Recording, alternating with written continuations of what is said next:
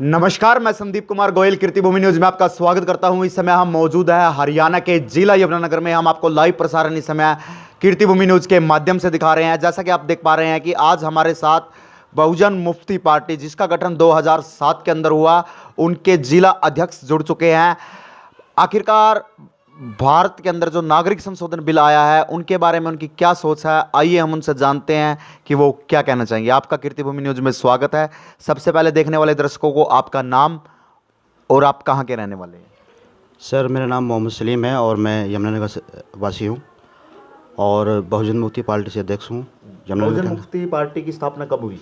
2007 में हुई सर। ये जो आपने पार्टी की स्थापना की, क्या मकसद है आपका पार्टी स्थापित करने का? सर, इसमें जो है ना, हम चाहते हैं कि बहुजनों का राज भारत के अंदर हो और जो मूल निवासी लोग हैं उन्हीं का राज भारत के अंदर स्थापित होना चाहिए। आप बहुजन किसको मानते हैं? सर, बहुजन वो लोग हैं जो भारत के वासी हैं और जो बाहर से लोग नहीं आए हैं। जैसे अभी इन्होंने कहा है बीजेपी सरकार ने, और एनआरसी का जो मुद्दा इन्होंने उठाया है, उस मुद्दे को हम समर्थन करते हैं, लेकिन डीएनए आधार पर। जिसका डीएनए भारत से मिलता होगा वो यहाँ पर रहेगा, और जिसका डीएनए भारत से मैच नहीं होगा उसे भारत से बाहर होना होगा। और सर, अभी हरियाणा में हिसार ज़िला है एक, वहाँ पर है राखी गढ़ी। वहाँ पर 4500 साल पुराना जो है इतिहास है। अभी पीछे दैनिक भास्कर में उसका निकला था, और आप उसको स्टडी भी कर सकते हो यूट्यूब पे या किसी भी उस पे। और उसके आधार पर यानी कि हमारे जो है ना पूर्वज भारत के रहने वाले हैं, और ये जो बीजेपी सरकार कर रही है इसको, वो जातीय आधार पर इसको शो करना चाहते हैं कि इसे भारत को जो है ना हिंदू राष्ट्र घोषित करें।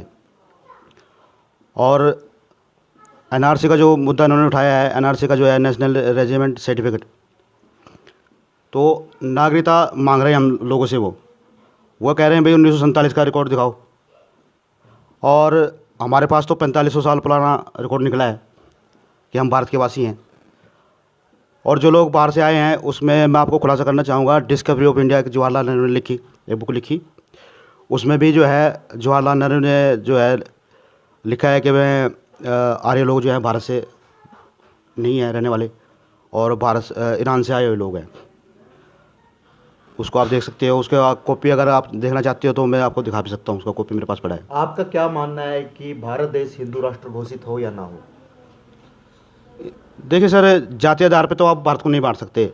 आपको 200 साल यहाँ अंग्रेज आए, उन्होंने इसका नाम चेंज नहीं किया। उससे पहले मुग़ल साम्राज्य था, 800 साल मुग़ल साम्राज्य रहा हमारा भारत के अंदर। 800 साल में उन्होंने भी भारत का नाम नहीं बदला, और संविधान के अंदर लिखा हुआ है India that is the Bharat. ठीक है सर। अगर आप किसी बाहर कंट्री में जाते हो तो आपको पासपोर्ट बनता है, और पासपोर्ट पे खासकर क्या लिखा होता है, India that is the Bharat. Number 2, NRC के माध्यम से ये लोग जो है ना भारत को डिवाइड करने का मामला निकाल आता है सामने। जैसे पहले 1947 में पाकिस्तान इन्होंने करा, और उसके बाद बांग्लादेश। 1947 13 अगस्त में बांग्लादेश कहाँ पे था? भारत में था। उसको जातीय आधार पे जो है ना मुस्लिमों का नाम लेकर के जो है ना उसको बांट दिया गया। और बहुत सारी बातें इसके अंदर हैं। जो भारत के अंदर बाबर आए थे, आप क्या मानते हैं, वो देश हित में आए थे या बाबर को भगोड़ा बताया गया है? तो सर, क्या मानना आपका? बाबर जो थे वो शासक थे, और वो लोग जो है ना बाहर से आए तो थे यहाँ लूट मारने के लिए ही, देखो। लेकिन बाद में वो लोग यहीं बस गए। मान लीजिए मैं कहीं, उसको शासक कैसे कहा जाएगा जब वो लूट मार के लिए आए थे? वो शासक नहीं है ना सर, मैं बता रहा हूँ ना आपको, क्लियर कर रहा हूँ उस चीज़ के बारे में।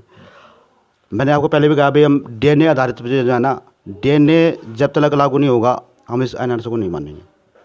डीएनए कैसे लागू करवाएंगे? अब आप ये बताइए सर, कि कैसे पता चलेगा कि ये भारत का मूल निवासी है? डीएनए में अगर ब्लड टेस्ट होता है तो कैसे पता चलेगा? कई सालों से यहाँ लोग रह रहे हैं। अगर डीएनए जो बाहर के जो लोग आए हुए हैं, शरणार्थी हैं, अल्पसंख्यक लोग हैं, जो यहाँ पर कैंप वगैरह में रह रहे हैं, आखिरकार उनको भी 20-20, 30-30, 50-50 साल हो गए, तो आप कैसे पता करोगे उनके डीएनए सर, में? डीएनए टेस्ट होगा उसका, जैसे ब्लड टेस्ट होता है।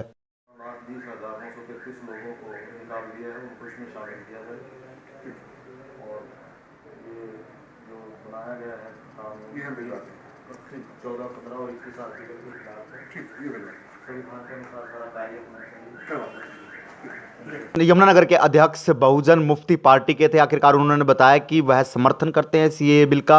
अच्छी बात है सरकार जो काम कर रही है, लेकिन उन्होंने एक बात कही कि डीएनए के आधार पर यहां पर नागरिकता मिलनी चाहिए। जो भारत का मूल निवासी है उसके हिसाब से नागरिकता मिलनी चाहिए। आखिरकार आज इनकी एक रैली है, यात्रा है, जो डीसी साहब को ज्ञापन दिया जाएगा।